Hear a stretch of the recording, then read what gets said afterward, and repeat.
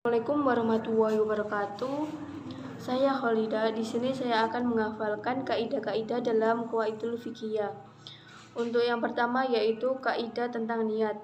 Terdiri dari 5 kaidah, yaitu yang pertama al-umuru bimaqasidiha, yang artinya segala sesuatu itu bergantung pada tujuannya. Untuk yang kedua yaitu al-ibratu fil uqudi lil maqasidi wal ma'ani la lil fadi wal mabani, yang artinya yang menjadi pegangan dalam akad adalah tujuan dan maknanya, bukan lafaz dan susunan redaksinya. Untuk yang ketiga yaitu maqasidul lafzi ala niyatil lafidi illa fi maudi'i wahidin wa huwal yaminu indal qadi, yang artinya maksud atau kandungan arti dari suatu perkataan itu akan diserahkan sepenuhnya kepada orang yang mengucapkannya, kecuali dalam kasus sumpah di depan hakim. Untuk yang keempat yaitu al-imanu maniyatan alal afdoli wal maqasidi, yang artinya sumpah itu harus berdasarkan kata-kata dan maksud tujuannya. Untuk yang kelima yaitu an-niyatu fil yamini takhassisu al-fadla al-amma wala tu'amminu al-khassa, yang artinya niat dalam sumpah mengkhususkan lafaz am, tidak menjadikan am lafaz yang khas. Untuk selanjutnya yaitu kaidah tentang keyakinan. Yang pertama, al-aslu baqa'u makana ala makana, yang artinya hukum asal pada sesuatu adalah menerapkannya sesuai apa yang ada sebelumnya. Yang kedua yaitu al-qadimu yutruku ala kidamihi, yang artinya yang lama dibiarkan sesuai aslinya atau sifat lama. Yang ketiga yaitu al-aslu bira'atu ad-dimati, yang artinya hukum asal adalah bebasnya seseorang dari tanggung jawab. Yang keempat yaitu al-aslu fis sifati al-aridatil adamu, yang artinya hukum asal bagi sesuatu sifat yang datang kemudian adalah tidak ada.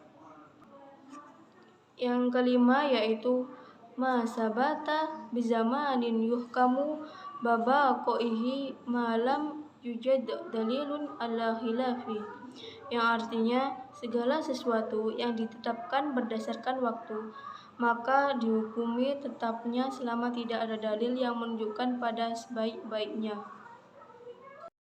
Untuk selanjutnya adalah kaidah tentang kesulitan, yaitu yang pertama al-amru idza daqa ittasama'a wa idza tasa'a al-amru daqa, yang artinya segala sesuatu jika keadaan sempit atau darurat bisa menjadi luas, namun jika sudah luas normal kembali maka menjadi sempit. Untuk selanjutnya yaitu yang kedua ad-daruratu tubihul mahdurati ammatan kana au khassatan, yang artinya darurat dapat membolehkan sesuatu yang sebelumnya terlarang, baik yang umum maupun yang khusus. Yang ketiga yaitu ma ubiha lid-darurati yuqaddaru biqadriha, yang artinya segala sesuatu yang diperbolehkan karena kondisi darurat maka diukur sesuai kebutuhan saja. Untuk kaidah yang keempat yaitu al-hajatu tanziluhu manzilatan ad-darurata ammatan au khassatu, yang artinya sebuah hajat baik umum atau khusus itu bisa menempati posisi darurat. Untuk kaidah yang kelima yaitu al-idtiraru la yubtilu haqqan ghairi, yang artinya darurat itu membatalkan hak orang lain. Untuk selanjutnya yaitu kaidah tentang darurat. Yang pertama ad-daruratu tubihul mahdurati, yang artinya kemudaratan itu membolehkan hal-hal yang dilarang. Untuk yang kedua yaitu ad-daruratu yuzalu biqadril imkani, yang artinya kemudaratan ditolak sebisa mungkin.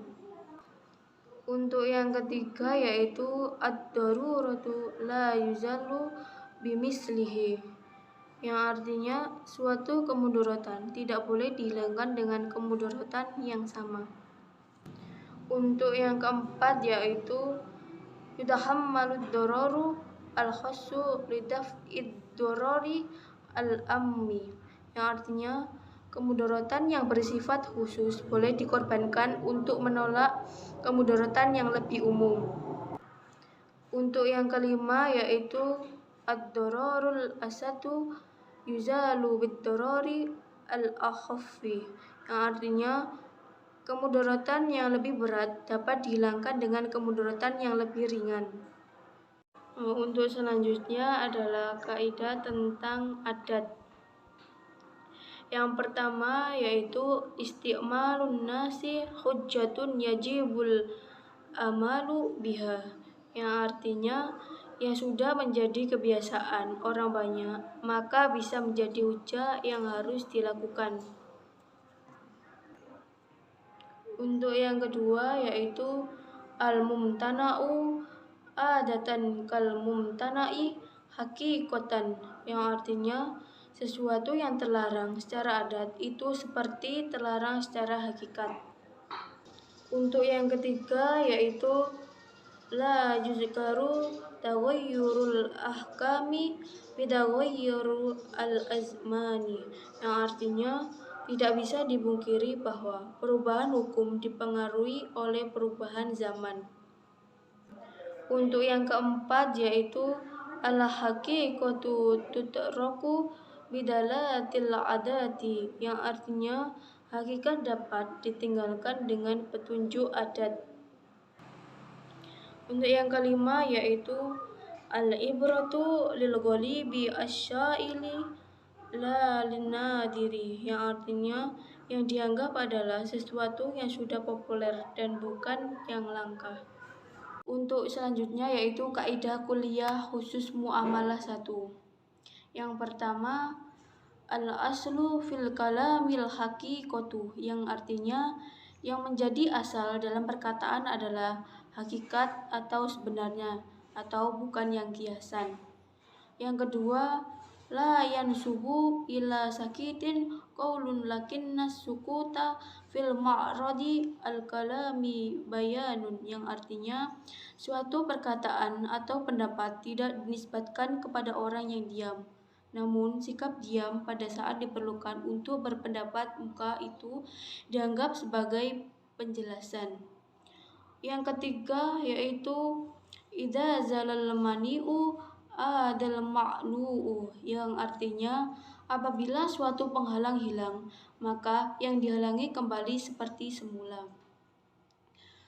Untuk yang keempat yaitu idza ta'aradal mani'u wal muqtado yuqaddamul ma'ani'u, yang artinya apabila terjadi kontradiksi antara hal yang menghendaki dan hal yang menghalangi, maka yang menghalangi harus didahulukan. Untuk yang kelima yaitu ma hurima ahduhu hurima i'ta'uhu, yang artinya sesuatu yang haram untuk diambil maka haram untuk diberikan. Untuk selanjutnya yaitu kaidah kuliah khusus muamalah 2. Yang pertama idza saqatal aslu saqatal far'u, yang artinya jika sesuatu hal pokok gugur maka cabangnya akan gugur. Untuk yang kedua yaitu idza batala syai'un batala ma fi dhi'mihi, yang artinya jika sesuatu sudah dianggap batal maka batal pula sesuatu lain yang menjadi tanggungannya. Yang ketiga yaitu idza batalal aslu saru ilal badali, yang artinya jika hal pokok batal maka tidak ada maka berpindah pada penggantinya. Yang keempat yaitu al-kitabu kal khitabi yang artinya tulisan itu seperti ucapan.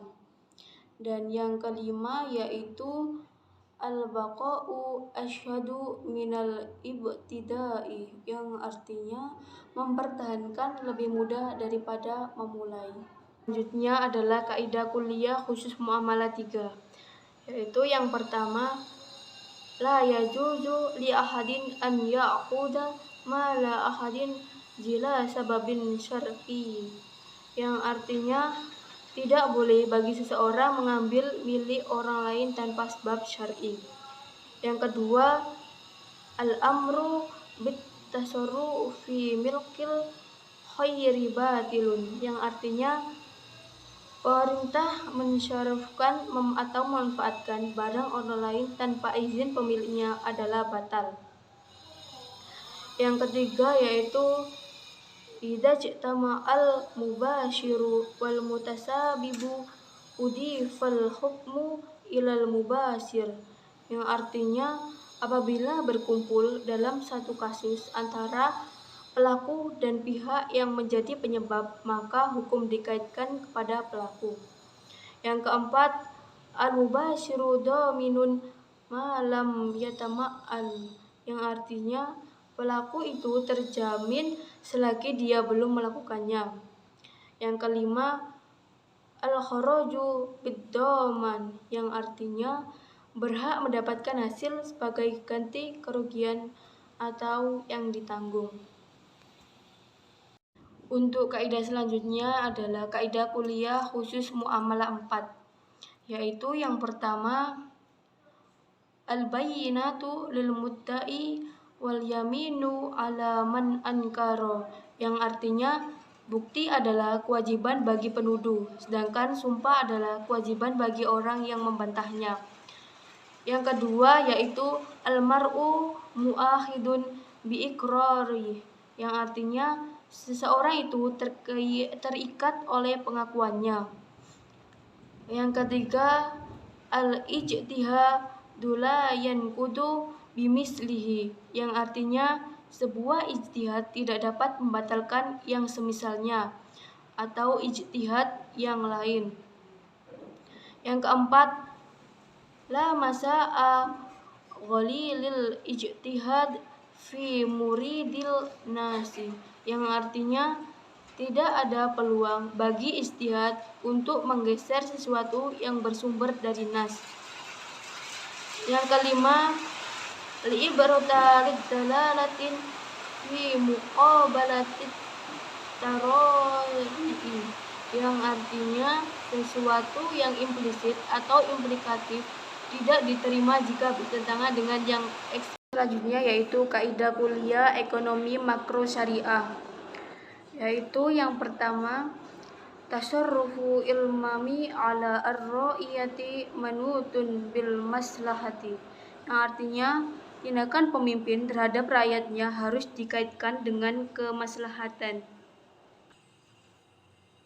Untuk yang kedua yaitu al-aslu fil manafi'i al-khillu wa fil madari tahrimu, yang artinya setiap yang membawa manfaat dibolehkan dan yang menimbulkan keburukan dilarang. Yang ketiga yaitu ta'alluqul qita'i al-milliyati bisil'ati, yang artinya sektor moneter dan sektor real harus saling terikat. Untuk yang keempat yaitu talabun nuqudi lil muqamaradi ma'durun, yang artinya permintaan uang untuk transaksi spekulatif itu dilarang. Untuk yang kelima yaitu an-nuqudu laisa sil'atan, yang artinya uang bukan sebagai komoditas. Untuk selanjutnya yaitu kaidah kuliah ekonomi mikro syariah. Yang pertama yaitu al-aslu fil uqudi was-suruti al-ibahatu, yang artinya hukum asal dalam segala transaksi dan syarat di dalamnya adalah boleh. Untuk yang kedua yaitu kullu qardin istarata fihi an-naf'u muqaddaman fahuwa riban, yang artinya pinjaman yang diisyaratkan adanya bunga di awal transaksi adalah riba. Untuk yang ketiga yaitu al-aslu fil asya'i il-khillu illa an yakuna fihi madarratun, yang artinya segala transaksi itu halal selama tidak berdampak negatif atau mudarat. Yang keempat yaitu al-mu'amalatu mabniyatun ala at-tahfifi wat-taysyiri la tasdidi wal ta'siri, yang artinya transaksi dibangun berdasarkan atas asas memperingan dan mempermudah, bukan memperberat dan mempersulit. Untuk yang kelima yaitu kullu jahalatin tufda ilal munazaati fahiya mafsadatun lil aqdi, yang artinya segala transaksi yang mengandung ketidakjelasan yang dapat membawa kepada perselisihan maka ia merusak akad.